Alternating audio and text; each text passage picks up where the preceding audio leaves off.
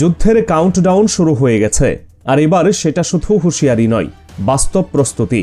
Reuters জানাচ্ছে, president Donald Trump নির্দেশ দিলেই ইরানের বিরুদ্ধে টানা কয়েক সপ্তাহব্যাপী বড় সামরিক অভিযান চালানোর প্রস্তুতি সম্পন্ন করেছে মার্কিন বাহিনী। শুধু পরমাণু স্থাপনা নয়, লক্ষ্যবস্তু হতে পারে ইরানের রাষ্ট্রীয় ও নিরাপত্তা কাঠামো। বিশ্বের সবচেয়ে বড় বিমানবাহী রণতরী ইউএসএস জেরাল্ড আর ফোর্ড মধ্যপ্রাচ্যের দিকে অগ্রসর হচ্ছে। এর সঙ্গে রয়েছে আগে থেকেই মোতায়েন থাকা ইউএসএস আব্রাহাম লিঙ্কন ও অতিরিক্ত মার্কিন সেনা, যুদ্ধবিমান ও নৌশক্তি। পেন্টাগন আনুষ্ঠানিকভাবে কিছু না বললেও মাঠের বাস্তবতা একটাই বলছে, সামরিক বিকল্প এখন টেবিলে সক্রিয়। কিন্তু তেহরানও অপেক্ষা করছে না। ইরাকে মিলিশিয়া সক্রিয় হচ্ছে, প্রকাশ্যে দেখানো হচ্ছে ক্ষেপণাস্ত্র ভাণ্ডার। প্রতিরোধের অক্ষ দুর্বল হয়ে পড়লেও ইরান এখন তার শেষ কার্ড হিসেবে ব্যবহার করতে চাইছে ইরাকি ফ্রন্ট। প্রশ্ন হলো, ওয়াশিংটন কি শুধু চাপ বাড়াচ্ছে, নাকি এবার সত্যিই মধ্যপ্রাচ্য ঢুকতে যাচ্ছে বহুমুখী আঞ্চলিক যুদ্ধে? আর যদি ট্রিগার চাপা পড়ে, তাহলে প্রথম বিস্ফোরণ কোথায় হবে? ইরানে, ইরাকে, নাকি উপসাগরীয় মার্কিন ঘাঁটিতে? আজকের বিশ্লেষণে আমরা দেখব আমেরিকার সামরিক প্রস্তুতির গভীরতা, জেরাল্ড আর ফোর্ডের প্রকৃত শক্তি এবং কেন ইরান এখন ইরাককে বানাতে চাইছে তার চূড়ান্ত যুদ্ধমঞ্চ।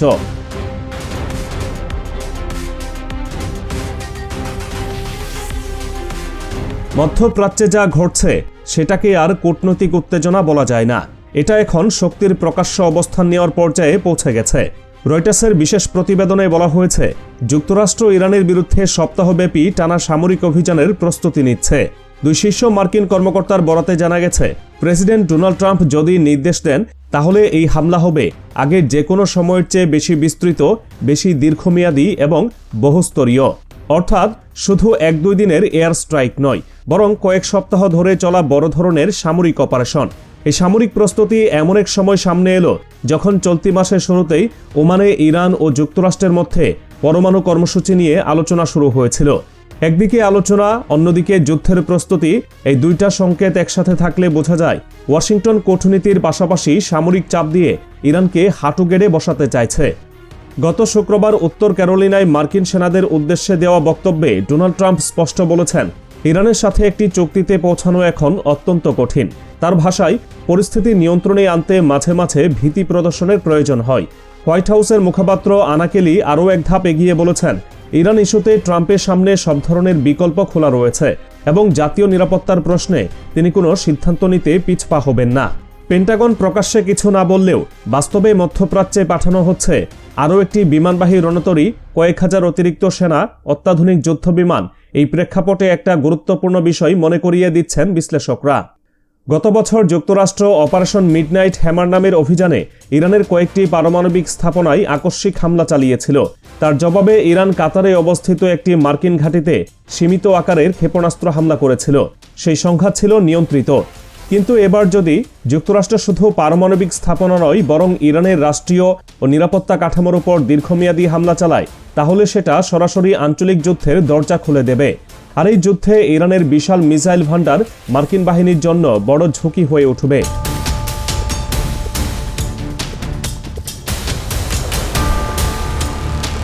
এই যুদ্ধের প্রস্তুতির সবচেয়ে বড় প্রমাণ, ক্যারিবিয়ান সাগর থেকে বিশ্বের বৃহত্তম বিমানবাহী রণতরী ইউএসএস জেরাল্ড আর ফোর্ড সরাসরি মধ্যপ্রাচ্যের দিকে রওনা দিয়েছে।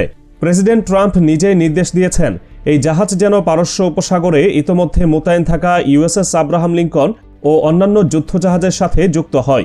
এই বিশাল রণতরীটি পৌঁছাতে প্রায় 1 সপ্তাহ সময় লাগতে পারে। 337 মিটার লম্বা এই জাহাজকে বলা হয় সমুদ্রের বুকে ভাসমান 4টি ফুটবল মাঠ। 2017 সালে কমিশন পাওয়া এই জাহাজটি মূলত একটি ভাসমান নৌশহর। ভেতরে 4500-এর বেশি সেনার জন্য থাকা, খাওয়া, চিকিৎসা, বিনোদন সবকিছুই আছে। সবচেয়ে ভয়ঙ্কর দিক হল এটি পারমাণবিক শক্তি চালিত। 2টি শক্তিশালী A1B নিউক্লিয়ার রিঅ্যাক্টর ব্যবহার করে এই জাহাজ বছরের পর বছর জ্বালানি ছাড়াই সমুদ্রে থাকতে পারে। এই শক্তি দিয়েই জাহাজটি নিজেই পানি ও বিদ্যুৎ উৎপাদন করতে পারে, যা একটি ছোট শহরের চাহিদার সমান। এর আরেকটি মারাত্মক ক্ষমতা ইলেকট্রোম্যাগনেটিক এয়ারক্রাফট লঞ্চ সিস্টেম। পুরনো স্টিম ক্যাটাপল্টের বদলে এই প্রযুক্তির মাধ্যমে অত্যন্ত দ্রুত গতিতে একসাথে বহু যুদ্ধবিমান উড্ডয়ন করা যায়। এই জাহাজ বহন করতে পারে 60 থেকে 75টি যুদ্ধবিমান ও হেলিকপ্টার। সাধারণ রণতরী দিনে গড়ে 120টি বিমান পাঠাতে পারে। জেরাল্টার ফোর্ট জরুরি অবস্থায় দিনে সর্বোচ্চ 270টি বিমান পাঠাতে সক্ষম। অর্থাৎ যুক্তরাষ্ট্র শুধু বার্তা দিচ্ছে না, তারা অবস্থান নিয়েছে।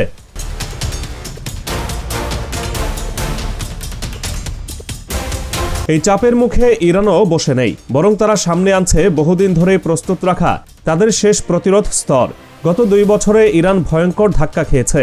লেবাননে হিজবুল্লাহ দুর্বল হয়েছে, সিরিয়ায় দীর্ঘদিনের মিত্র বাশার আল আসাদ ক্ষমতা হারিয়েছে, ইসরায়েলের সাথে 12 দিনের যুদ্ধে বিপ্লবী গার্ড কোরের শীর্ষ কমান্ডাররা নিহত হয়েছেন। এই পরিস্থিতিতে তেহরান বুঝে গেছে আগের প্রক্সি নেটওয়ার্ক আর আগের মতো কার্যকর নেই।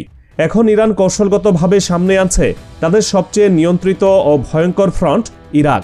তেহরান ইরাককে কেবল প্রতিবেশী দেশ হিসেবে দেখে না, তারা ইরাককে নিজেদের জাতীয় নিরাপত্তার অবিচ্ছেদ্য অংশ হিসেবে দেখে। গুরুত্বপূর্ণ বিষয় হলো, গত কয়েক বছর ইরান ইচ্ছাকৃতভাবেই ইরাকি মিলিশিয়াদের বড় যুদ্ধে নামতে দেয়নি, কারণ তারা চেয়েছিল এই বাহিনীকে সংরক্ষণ করে রাখতে, যাতে চরম সংকটে ঢাল হিসেবে ব্যবহার করা যায়। এখন সেই চরম সংকট এসে গেছে। বদর অর্গানাইজেশন, কাতাইফ হিজবুল্লাহ, হারাকাত আল নুজাবা এই গোষ্ঠীগুলো প্রকাশ্যে যুদ্ধের ঘোষণা দিয়েছে। এমনকি আউলিয়া আল দাম নামের একটি গোষ্ঠী ভূগর্ভস্থ টানেলে লুকানো বিশাল ক্ষেপণাস্ত্র ভাণ্ডারের ভিডিও প্রকাশ করে সরাসরি বার্তা দিয়েছে তারা প্রস্তুত।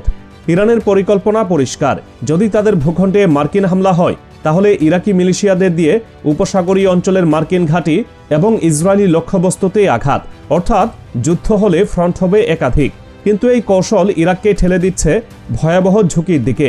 ইরাকি প্রধানমন্ত্রী মোহাম্মদ শিয়াল সুদানি বারবার বলেছেন তিনি দেশটিকে আঞ্চলিক সংঘাত থেকে দূরে রাখতে চান, কিন্তু বাস্তবে মিলিশিয়াদের তৎপরতা বাগদাদের নিয়ন্ত্রণের বাইরে চলে যাচ্ছে। বিশ্লেষকদের মতে ইরানের প্রতিরোধের অক্ষ পরিকল্পনা ইতোমধ্যেই ভেঙে পড়েছে। সিরিয়া ও লেবানন ফ্রন্ট দুর্বল, ইয়েমেন দূরত্বের কারণে সীমাবদ্ধ।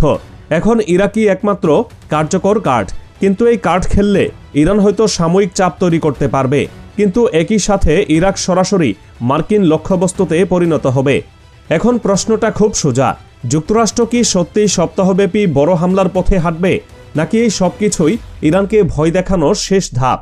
আর ইরান যদি তার শেষ তাস খেলেই ফেলে, তাহলে কি সে নিজেকে বাঁচাতে পারবে, নাকি পুরো মধ্যপ্রাচ্যকে টেনে নেবে এমন এক যুদ্ধে যার শেষ কোথায় সেটা কেউ জানে না। এই জায়গাতে এসে দাঁড়িয়েছে মধ্যপ্রাচ্য, আর এখান থেকেই শুরু হচ্ছে আসল কাউন্টডাউন।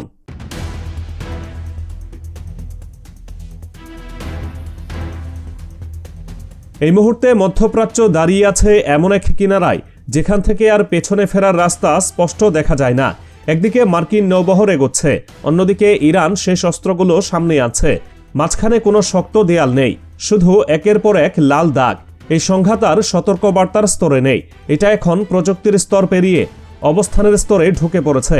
যে পক্ষ আগেই ট্রিগার টানবে সে হয়তো প্রথম আঘাত করবে, কিন্তু শেষ আঘাত কার উপর গিয়ে পড়বে সেটা কেউ জানে না, কারণ এই লড়াই আর এক দেশের মধ্যে সীমাবদ্ধ থাকবে না।